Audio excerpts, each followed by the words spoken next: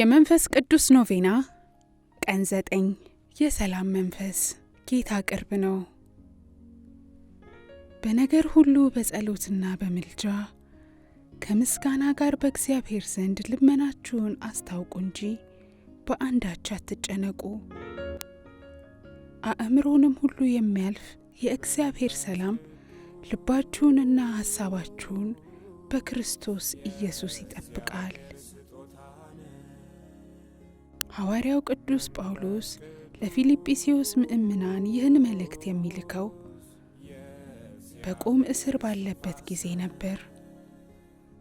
ጳውሎስ ስለ ክርስቶስ መታሰርንና ብዙ መከራን መቀበልን ተምሯል።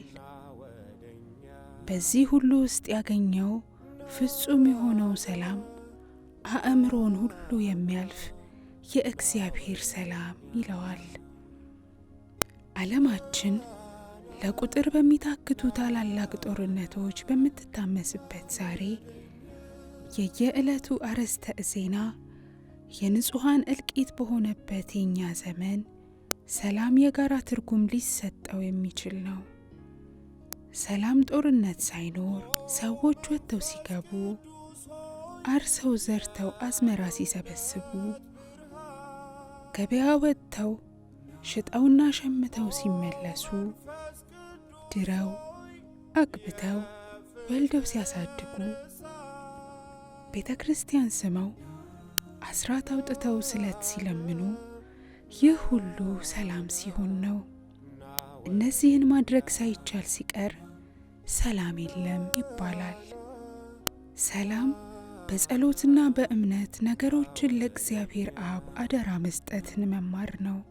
ዙሪያችን ሁሉ ቢከፋ እንደ ጳውሎስ ከወህኒ አጥር ጀርባ እንኳ ሆኖ የአእምሮ ሰላም ከእግዚአብሔር ሲሆን ቋንቋ አጥሮት በሌላ መልኩ ይገልጠዋል። ሰላም ማለት ሙሉነት ማለት ነው።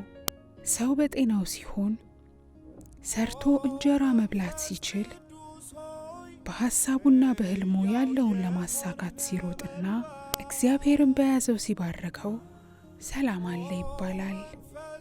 እግዚአብሔር በሕይወታችን አለ፣ አብሮን ይራመዳል የሚል ሕዝብ በእርግጥ ሰላም ያለው ሕዝብ ነው። እኛ እግዚአብሔርን የምናስቀድም ጸሎትና ምስጋና ባህላችን የሆነን ሕዝብ ነን። እግዚአብሔር አእምሮን የሚያልፍ ሰላም ይሰጠናል። እምነታችን ትልቅ ነው።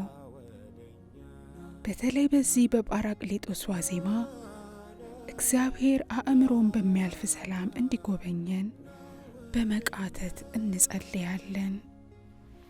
ጸሎት። እግዚአብሔር አባታችን ሆይ ፍጹም በሆነ ሰላም ትባርከናለህና እናመሰግንሃለን። በዓለማችን ሁሉ ሰዎች ሙሉና ፍጹም በሆነ ሰላም እንድትጎበኛቸው እንለምንሃለን። ሕፃናትና እናቶች፣ ሽማግሌዎችና ጉዳተኞች፣ ወጣቶችና ጎበዛዝት ሁሉ ሰላምህን ለማምጣት እጆቻቸውን ለማረሻና ለማጭድ ታነሳሳ ዘንድ በልጅህ በጌታችን በኢየሱስ ክርስቶስ እንለምንሃለን።